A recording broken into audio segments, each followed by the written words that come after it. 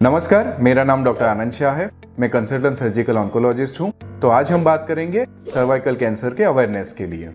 तो जैसे कि फर्स्ट पार्ट में हमने देखा कि सर्वाइकल कैंसर के लिए जो मूलभूत परिबल है, जो मेनली एचपीवी वायरस का इन्फेक्शन होता है, तो एचपीवी वायरस के बारे में हमने जाना। तो दूसरे भाग में हम जानेंगे कि एचपीवी वायरस के लिए इंडिया के अंदर कौन कौन सी वैक्सीन अवेलेबल है। तो बहुत ही अच्छी बात है, इंडिया के अंदर लंबे टाइम से 3 टाइप की वैक्सीन अवेलेबल है। पहली आती है सर्वेरिक्स नाम से जाना जाता है। उसके अंदर 2 टाइप के एचपीवी वायरस, जो एचपीवी 16 और 18 के अगेंस्ट में प्रोटेक्शन मिलता है। दूसरा आता है गार्डासिल, उसके अंदर 4 एचपीवी टाइप के अगेंस्ट में प्रोटेक्शन मिलता है, जो एचपीवी 6, 11, 16 और 18। और लास्ट जो अभी रिसेंट में आई है, जो गार्डासिल 9 करके आती है, उसके अंदर 9 प्रकार के एचपीवी वायरस के अगेंस्ट में प्रोटेक्शन मिलता है। जो आगे की गार्डासिल थी उसमें जो 4 टाइप थे, उसके अलावा 31, 33, 45, 52 और 58 ये सारे के अगेंस्ट में प्रोटेक्शन मिलता है। तो मेनली सर्वाइकल कैंसर के जो भी टाइप है, उसमें 90% से 95% तक हमें प्रोटेक्शन मिलता है। तो ये जो वैक्सीन होती है, जो इंट्रामस्कुलरली दिया जाता है, स्पेशली ये यंग एज में दी जाती है, गर्ल्स और बॉयज दोनों में। 9 से 14 साल के बीच में फर्स्ट सेक्सुअल एक्टिविटी से पहले आइडियली दिया जाता है। और जो डोज एज की हम बात करें, तो गर्ल्स हो या फिर बॉयज हो, उसमें 9 से 14 साल के बीच में अगर दी जाती है तो उसके 2 ही डोज होते हैं, पहला डोज और उसके बाद में 6 महीने बाद दूसरा डोज दिया जाता है। और अगर सपोज हमें यंग एज में नहीं दिया गया और बाद में अगर देना है, तो फिर भी 45 एज तक हम इसे दे सकते हैं। 15 से 45 साल के बीच में अगर दिया जाता है तो उसमें 2 की जगह 3 डोज दिए जाते हैं, जो पहला डोज, उसके बाद 2 महीने बाद दूसरा और 6 महीने बाद तीसरा डोज दिया जाता है। और इसकी इफेक्टिवनेस की अगर बात करूं तो 90 से 95% इफेक्टिव है और 9 टाइप के वायरस के अंदर आपको प्रोटेक्शन मिलता है। और इसकी खास कोई मेजर साइड इफेक्ट नहीं है और वेरी सेफ और इफेक्टिव है। तो मेरी रिकमेंडेशन है, अगर आपका यंग बच्चा या लड़की है तो उसे एचपीवी की वैक्सीन